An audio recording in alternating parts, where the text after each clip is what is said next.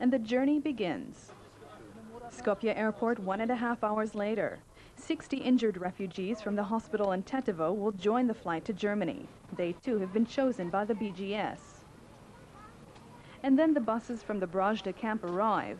The refugees are lined up for a quick final check, and then at last they're on the plane. The officers from the BGS are left with mixed feelings. Well, we think a lot about those people we couldn't take. Many of them were just as needy and just as deserving of help. The eagerly awaited flight takes off. In a few hours, 215 more Kosovo refugees will be safe in Germany. UNHCR-a stigli putem. Za razliku od ovog obnovljenog talasa izbeglica koji je stigao u Makedoniju prema UNHCR-u, priliv izbeglica u Albaniju se skoro sasvim ugasio. Predstavnik UNHCR-a Krisjenovski kaže da su u severnu Albaniju za posljednjih 8 dana stigle samo 63 izbeglice. Razlozi nam nisu baš najjasniji. Jedan od mogućih je da su izbeglice zadržane u onim predelima gde je veliko prisustvo srpskih oružanih snaga, dok se vode operacije čišćenja oko Prištine, Uroševca i oko Lipljana. Ljudi se sakupljaju, šalju u pravcu gradova i sela, a onda isteruju. Krisjenovski dodaje da izbeglice koje stižu u Makedoniju pričaju o mučenjima, batinanjima, ucenama i nestašicama hrane. Portparol UNHCR-a dodaje da je većina izbeglica koja je stigla vozom rekla humanitarnim radnicima da su nedeljama, nekada i duže, živele raseljene unutar Kosova. Više puta smo čuli izveštaje koji se poklapaju sa izveštajima Human Rights Watcha u Albaniji da su kosovski muškarci morali da plate vojsci i paravojnim snagama kako bi spasli svoje živote. Pominju svotu od 1500 nemačkih maraka. Također postoje brojni izveštaji o batinanjima i mučenjima. Izbeglice kažu da su delovi oko Prištine očišćeni u posljednjih nekoliko dana. Agencija Ujedinjenih nacija za izbeglice saopštava da je situacija u Crnoj Gori i dalje napeta.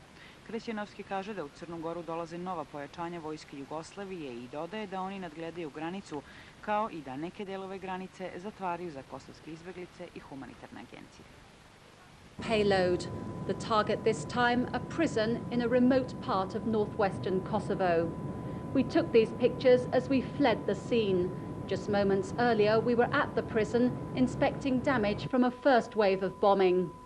NATO pounded the jail for 2 hours in the morning, firing about 15 missiles into the main complex and blowing a hole in the perimeter wall. This is the second time NATO has attacked this jail. I can't find words to describe what I think. Serb officials insist this was a civilian target. They say the prison houses convicted thieves, rapists and other criminals. But what makes Istok jail interesting is that among its inmates are members of the Kosovo Liberation Army. The authorities say 1,000 prisoners are being held here. The inmates have been let out of their cells. You can see them behind me lined up against the wall. Some of them have been killed in the NATO attack, others may have escaped. By unlocking the cells, the guards thought they'd give the prisoners a better chance of survival. For many, this gamble didn't pay off. Prison officials say at least 19 people were killed in the 2 waves of bombing today. The regional capital, Pristina, has also felt the effects of NATO's campaign, although much earlier. This damage in the centre of the city was caused weeks ago. By now, the people of Pristina are falling into the uneasy routine of being bombed, and they're trying to get on with their lives. These people are Kosovo Albanians. They're queuing for new identity documents from the Serb authorities. So while refugees leaving Kosovo have had their papers destroyed, here other Albanians are having new ones issued. This man says he came to Pristina after fleeing his village.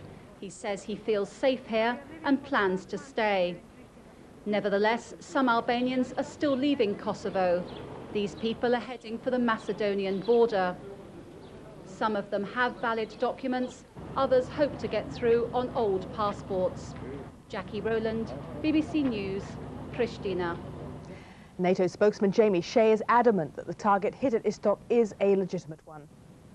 Well, let me make it clear, we haven't said that we have attacked a prison. We have said that we have attacked a military barracks. The facility that we have hit twice at Istok is a military barracks. It's a place where the Yugoslav army and the special police have an important headquarters and an important command post. If, as the Serbs say, they have been holding prisoners there, that doesn't mean it's a prison. It is a military facility and therefore a legitimate military target. NATO spokesman Jamie Shea there. The United States says it wants a rapid build-up of NATO forces in Macedonia on Kosovo's border, ready to implement any peace agreement. And America's Defense Department also said that if the air campaign hadn't been successful by the autumn, NATO may have to consider other options. Britain's Foreign Secretary Robin Cook has been in Washington to try to play down talk of a rift with the United States over NATO's strategy. Our diplomatic correspondent Richard Kendall reports. It's been a difficult week for both NATO and Mr. Milosevic. As the air campaign enters its 9th week, patience with the war is beginning to wear thin, and the strain on both sides is showing. Not that there's any let-up in NATO's airstrikes, but the more NATO bombs, the greater the risk of unintended damage. This oil refinery was among last night's targets. Yet, embarrassingly, explosions also damaged the Libyan, Swiss and Indian embassies. Germany and Canada have already publicly questioned the need for such broad targeting. And on top of other cracks in NATO's united front, there are now reports of a new rift between the US and Britain, despite Robin Cook's whistle-stop media tour of Washington with Madeleine Albright and his swift denial Tony Blair and Bill Clinton had quarrelled on the telephone. Yes, they talked about press reports of division and split. That concerned them, worried them both, because it's not true. And I'm here in Washington, working closely with Madeleine Albright, with whom I've done a number of long television interviews, to demonstrate the solidarity, the common resolve, the unity of the United States and the United Kingdom. There are no closer allies within the alliance. And tonight, the Pentagon sounded a new note of doubt.